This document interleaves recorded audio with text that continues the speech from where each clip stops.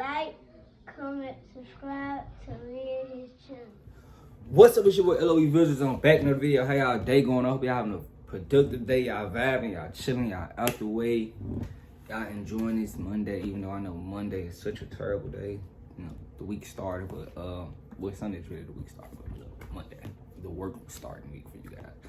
But before we start, make sure y'all smash the like button, smash the like button, smash the like button. We on the road to 1K subscribers. Hit that subscribe button. Join me on my journey. We about to hit 200 subs. 200 subs. Tap in, like the video. I love you guys. I love you guys. We about to hit 200 subs. I never thought I'd get 200. Then my, you know. So we about to hit 200. Hey. Oh, but yeah, I want to talk about the trilogy that happened Saturday between Canelo Alvarez and Gennady Golovkin. It was that trilogy fight. I guess you guys got the third fight that you guys wanted to see. I really didn't, care to see it. I pretty much knew it was gonna happen, and I pretty much got what I needed from the second fight. And I'll get into that. But the first fight was it was the best fight. It's the best fight. I feel like it was the most competitive fight between the two. I edged Golovkin. Honestly, I edged Golovkin. I think I had it close. It was like 7-5 maybe. I think, but I knew he was down a few rounds. I was like, he fine out with this decision. But that's just boxing. But I knew that. But I edged Golovkin that first fight, and I'm like, the second fight, Canelo can make more adjustments than Golovkin. Going into that second fight, I feel like Golovkin gave his best in that first fight, and I feel like he couldn't improve on nothing like Canelo could. So I'm like, So Canelo, solidified himself in that second fight, and I feel like he handled the fight way better, and it was more decisively and way clearer to me that he won that fight. And I won't argue that or attest to that. I feel like he won that fight decisively, and the second fight was pretty clear. But the third fight, I thought, Canelo could stop him. Man, that Triple G has aged. He's 40 now, and coming off that Dimitri Bivol loss, I thought Canelo was gonna try to make a statement, and this is the perfect time to make a statement, being that you waited the guy out. You left Oscar De La Hoya, and you left Oscar De La Hoya, and De La Hoya is probably not in good terms because he couldn't get that Golovkin third fight on his own. They put him in a bind, and But I thought that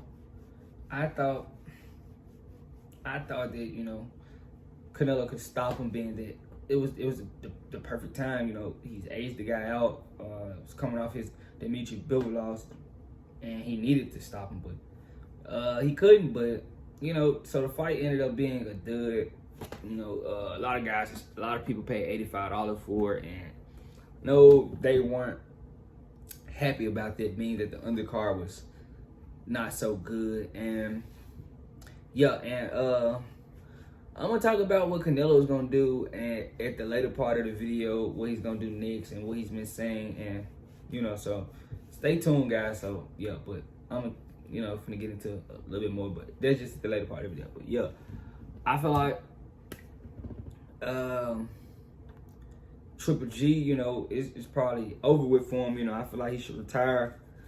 He was good, for the casual fan for why he lasted on HBO, but can we call this guy a Hall of Famer?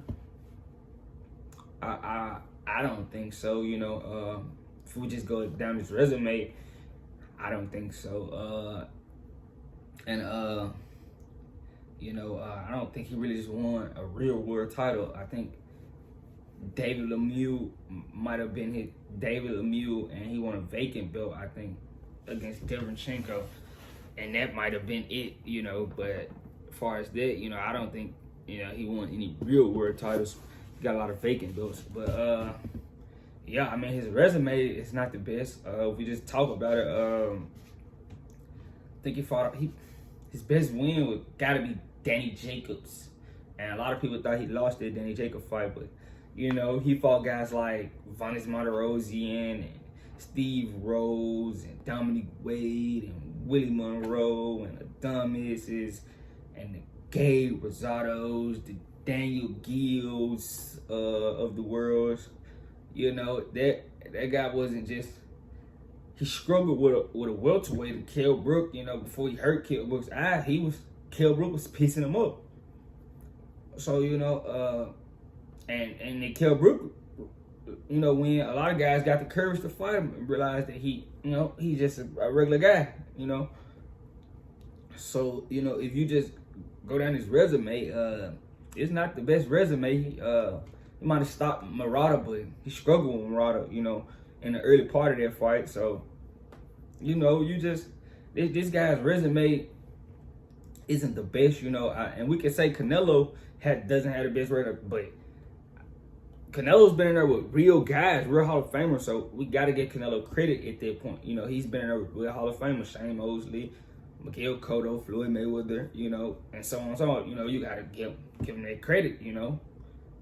He earned that, and I knew Triple G wasn't real when he tried to talk about Andre Ward when Andre Ward was at, I think, 68, and, you know, and Triple G was like, he could stop anybody from 160 to light heavyweight, and, you know, Ward was like, come up to 68, and, you know, Triple G was like, no guys.